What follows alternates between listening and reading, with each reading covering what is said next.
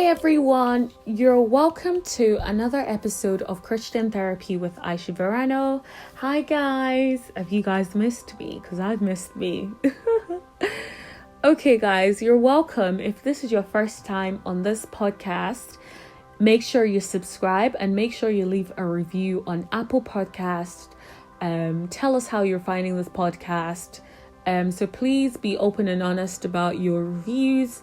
I really appreciate reviews. Please subscribe and make sure you share this podcast with all your friends, all your family, everyone on your social media platforms. That's the way to get the message out. So yeah, guys, please, if you really do enjoy it, please subscribe. If you're on Apple Music, if you're not, make sure you favorite this podcast.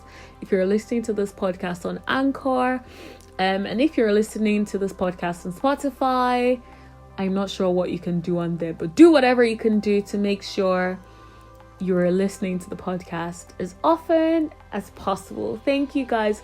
I truly appreciate every single person for listening to this podcast.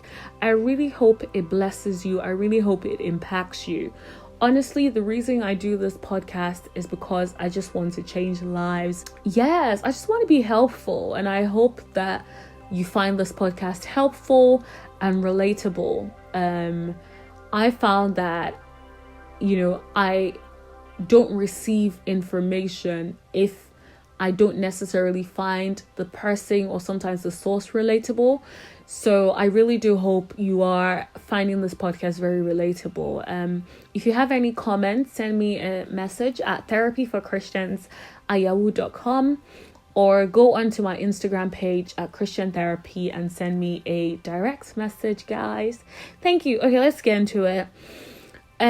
Today I'm talking about the art of saying no. Okay? Now, if you're anything like me or who I used to be, I struggled with saying no because I'm just a sweet girl. What can I say? I just never really wanted anyone to feel bad. I just wanted everyone to feel great. I just didn't want to deal with, the aftermath of saying no. So sometimes I said okay, or I said yes to things I didn't really want to say yes to. Or I just kept quiet when I could have been more vocal about the fact that it's a no for me. So it is something I'm learning, and I'm still learning, but I wanted to share with you guys, on this journey, because I think it's very, very important in dating, especially, to be able to say no. And considering this, we're currently doing the relationship goals series. So it is important that if you're saying no, make sure you're vocal and make sure, you're very vocal about saying no. If you're in a relationship and, you really feel that this is a no, please feel free to express it. Now, I wanted to talk briefly about why people feel they can't say no. One of the reasons I feel people don't want to say no is they fear the other person feeling bad about the situation. Like I said, I used to deal with this because I was always like, oh, I don't want the person to feel bad. Like, for example, if someone invited me to an event and I couldn't attend, I used to feel so bad before about just saying the art of being like, hon, I really can't do it. And sometimes I'll just be like, oh, okay, let me think about it, but I know I'm not going to do it. But it got to a point in my life where I was just like, you know what, let your yes be yes and your no be no. So now I feel like I'm at a point where when people invite me to stuff and I can't go, I just say I can't, I really can't. And if I'm not sure, then I'm like, I'm not sure, I have this going on, I will let you know. So one of the things is, the issue of how the person will react. But the other thing I think is people feel like they actually have a fear of confrontation. Now, some people don't like confrontation. I'll be honest. I think it's only now that I'm getting okay with it. I used to hate confrontation because I didn't like to deal with that. Because when someone confronts me and then I defend myself, I don't want to say things I would regret in the end. So I usually just have to avoid confrontation completely. Well, used to. But now confrontation is part of life, and it's actually essential to learn the art of properly confronting issues. I think that's probably a subject for another day. But some people don't say no because they don't want to say no, and the person like, why are you saying no? Why can't you attend? What are you doing? Da da da da da da. Why don't you like this? So sometimes people don't want to deal with the aftermath of all of that, and hence why they just avoid saying no in general. Now, why should you say no more often? One, it is for your protection. If you do not express what boundaries you have, you cannot expect the other person to know what your boundaries are. In a relationship, I feel like there's a huge thing about expectations. And when you don't communicate your expectations, then I feel like it sets back the whole relationship. So if you have certain boundaries, you need to communicate what those boundaries are. So that means if the other person is encroaching upon those boundaries, you need to be able to say no. If you don't say no and you allow it, then you've allowed it, and then it then becomes a thing where I feel like it leads to other consequences, in the sense that the more you allow something, the more it becomes a norm. It's like you've allowed this person to, I don't want to say slap, but I don't know, maybe if I say slap, it'll have like a punchy effect for you guys to remember. Like if someone slaps you the first time and you say nothing, they will slap you again and you'll say nothing. If you say nothing the next time, they slap you again, you say nothing. It becomes a pattern. It becomes a norm. They actually think, oh, this person is not saying no to getting slapped. They must like it. Or they don't mind it, so I'm going to continue to do it. And that's how it is in relationships. If your partner is doing something you don't like, if you don't say anything about it, then that creates a pattern of behavior. That, not saying anything or not saying no basically means acceptance. It's like, you're quiet about it means, you're accepting it. So what I will say is that's one of the reasons why it's so important. It really, really is for your protection, especially in terms of protecting your boundaries and protecting your space, and making sure that you're not in a position where you're doing things that you don't want to do just because you do not have the capacity, or you don't feel like you have the strength to say no. There is a famous quote that I'm sure you guys have heard. If you don't stand for something, you fall for everything. Now, you might think, how does it apply to saying no? If you stand for something, and in a sense it could be yes or it could be no, but in this case I'm referring to when you stand for something and you're like, okay, in this manner I do not want this to be done, you're standing up for yourself and saying no to an act or no to something, then you're not falling for everything. The person knows how to treat you the next time because you've expressed exactly how you feel. But if you don't, then you can't be surprised if the person treats you the way they've been treating you and you haven't said anything about it. Think about the way someone treats you. If when you guys are getting into arguments, they call you out of your name, for example, and you don't say you don't express that you don't like it, you wouldn't tolerate it, that's not how you want to go, they will continue to do that until you call them out on it. Now, am I saying you call them out on it and then they'll suddenly change and not do it again? It could happen, but it might not happen because some people are set in their ways. However, if you don't set the boundaries, you wouldn't even know. And if you don't say no and express exactly how you feel, you wouldn't even know whether or not the person will stop that action if you haven't tried. The other thing I would say is saying no helps you focus on the things that you're actually interested in. And it also helps your partner to focus on things you're actually interested in. So for example, if your partner was doing something that you don't particularly care for, but your partner is putting all his or her effort into doing that thing for you, I think being vocal about, honey, I don't think, I'm not a massive fan of what you're doing, it does nothing for me. How about let's try it this way, for example. That way, instead of your partner wasting time doing all those things you don't particularly care for, your partner can focus on the things that you have an interest in, that you actually care about. So for example, if you're not interested in certain activities, there's no point lying to your partner that you are. It's okay to say no if he invites you to certain things.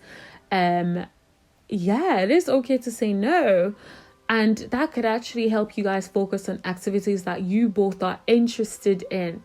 Because sometimes people get into relationships and they say yes to everything, and then they end up doing nothing that they actually are interested in or they actually want to do, because they said yes to everything and nothing for them. Am I saying don't compromise? No. I'm saying yes, you can compromise on some things if they're not that important to you. However, it is important that whatever it is you're doing, make sure that you're focusing on the things that you're actually interested in. And if there are things you're compromising on, that's fine, but make sure it's not a situation where you're compromising on every single thing and your partner is not compromising on anything, and also don't compromise on things that you feel like will affect you if you compromise on. Like for me as a person, I have certain things where there is no compromise. This is how I want to be treated. There is no compromise on that. This is how I want to be spoken to. There's no compromise on that. Or certain things that are very specific for me, which is very important for me. And I'm sure you have those as well. And if that's the case, then it is important that you're not compromising on those sort of things. You compromise on things that are not that, I don't want to say that important, or that aren't deal breakers. Yeah, I think that's the best way to put it. The other thing I wanted to say, which I think is my most important point today, is in relationships, especially when you love the person, you feel a sense of comfort, you want to please them, you want to do everything for them. But the thing about not saying no in relationships is, over time, if you're not saying no about things you're not interested in, you're not saying no about how you want to be, what you don't like, how you want to be treated, things like that, you get to a point where you start to resent your partner because you feel like, why doesn't he know that I don't like that thing? Well, he doesn't know because you did not tell him. You can't expect him to know what you don't communicate with him. You can't expect her to know what you don't communicate with her. No one is a mind reader.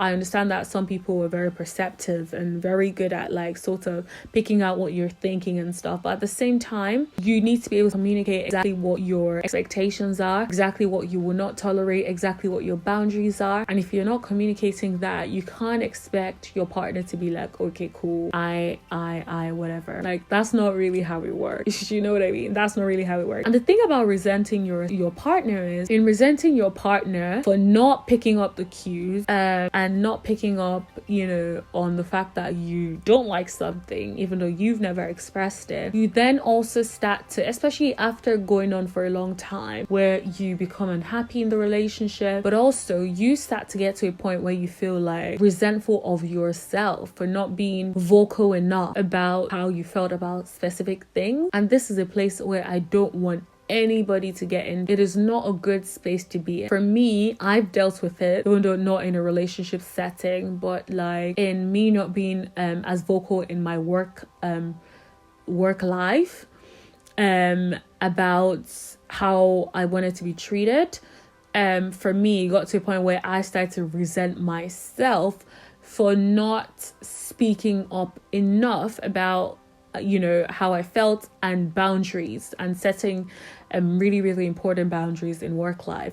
But it also works in other areas of your life as well, in the sense that, like, if you don't want to get to a situation where you resent yourself for not saying something, you don't want to resent yourself for not speaking up for yourself. It's just not a good place to be at. So I want to encourage you today, if you're in a relationship, thinking of getting into a relationship, it is important to practice the art of saying no. It is a beautiful space to be in, to just practice saying no and mean it.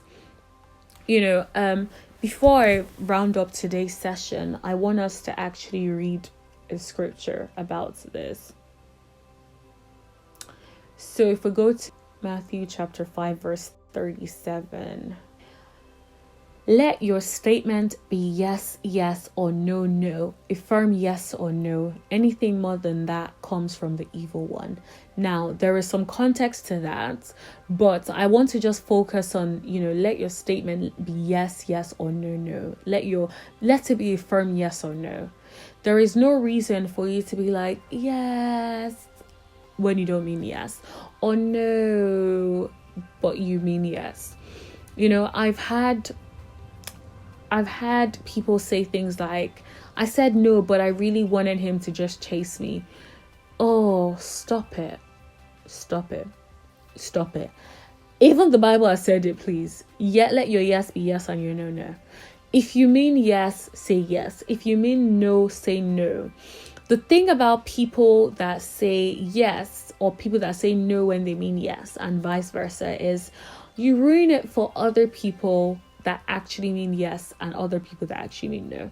Because imagine dating someone who every time they said yes, they meant no. Or the other way around. You move and then you break up and then you move on to the next relationship, and then you assume that every time that person says yes, they mean no. Like, no, stop it. I feel like if you're going to be in a relationship, you have to have the maturity levels to be like, okay, if I mean yes, I mean yes. And if I say no, I mean no. It's not okay for you to be saying yes when you mean no. Like, you need to develop the maturity and the strength to be able to let your yes be yes and your no be no. So if I had to leave you with one thing today, I would say practice saying no. Don't feel like you have to have a number of excuses as to why you want to say no. Simply say no. Next time someone wants to invite you to something you don't want to go, just say no. To be honest, I really don't want to go. Okay, sure. Honestly, I don't feel like going. I really don't want to go. I honestly don't like bowling. Just be forthcoming, be honest, be your authentic self, and if they like you, they like you. If they don't like you, well, it is what it is, So yeah. Shout out to anyone in a relationship right now. If you're that girl or that guy that says yes when you mean no, you need to stop it. That's that is one thing I want you guys to take from this segment. And also, let's have a conversation on my Instagram page. Have you ever said yes when you meant no, and did you regret it? Also, have you gone through your life not saying no, and what would you say were the consequences for that? Let me know. Hit me up in my email, therapyforchristians@yahoo.com, but also follow me on Instagram at Christian Therapy. And my private private Instagram page is Aishi Verano, where I post fashion, beauty, and lifestyle content. Follow me on YouTube. Well, subscribe to my YouTube channel is what we call it. So yeah, subscribe to my YouTube channel, Christian Therapy, but also my other YouTube channel, Aishi Verano.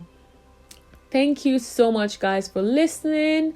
If you'd like to hear more episodes, please check out my podcast. It's on all major platforms. So Apple Podcasts, Spotify, Anchor, and many more. Thank you so much. Please make sure you share, and I can't wait to speak to you guys soon. Take care. Bye.